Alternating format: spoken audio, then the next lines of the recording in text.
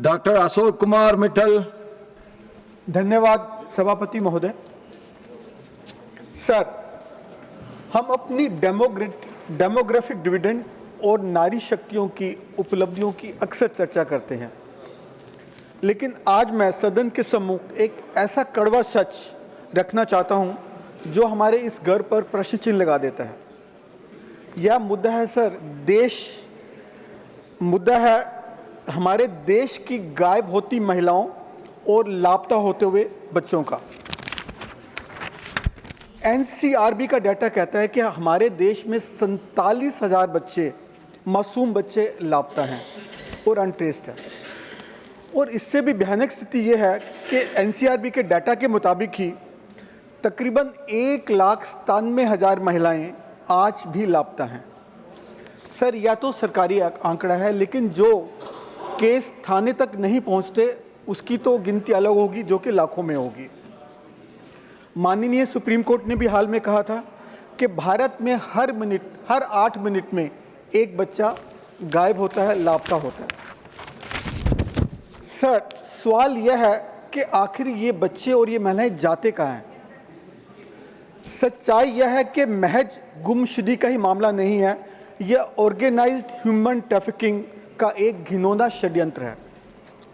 इन मासूम बच्चों को और महिलाओं को चुराकर उनसे भीख मंगवाना, वेश्यावृत्ति करवाना, बंधुआ मजदूरी करवाना और यहाँ तक कि अंग व्यापार के नर्क में भी उनको धकेल दिया जाता है। इस ह्यूमैनिटेरियन क्राइसिस को रोकने के लिए मेरी सरकार से 3 सुझाव हैं। सबसे पहले कि गृह मंत्रालय के अधीन एक national missing person portal, tracking portal बनाया जाए और इसमें फेशियल रिकॉग्निशन जैसी आधुनिक तकनीक का इस्तेमाल हो, ताकि देश के किसी भी कोने में कोई बच्चा लापता हो, कोई महिला लापता हो, तो उसकी इस तकनीक के द्वारा पहचान की जा सके।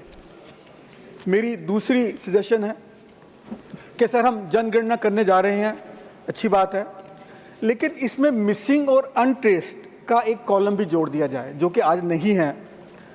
जब हम सर उनको गिनेंगे ही नहीं तो उनको ढूंढेंगे कैसे? जो कि स्थानों में नहीं आते, ये सब भी इस तरीके से मुझे लगता है हमारे सामने आ जाएंगे। और सर, तीसरा मेरा सुझाव है कि लापता होने के मामलों को मानव तस्करी के एंगल से भी देखा जाए। मैं मांग करूंगा कि सरकार संसद में एक कठोर human trafficking prevention, care and rehabilitation bill लेकर आए।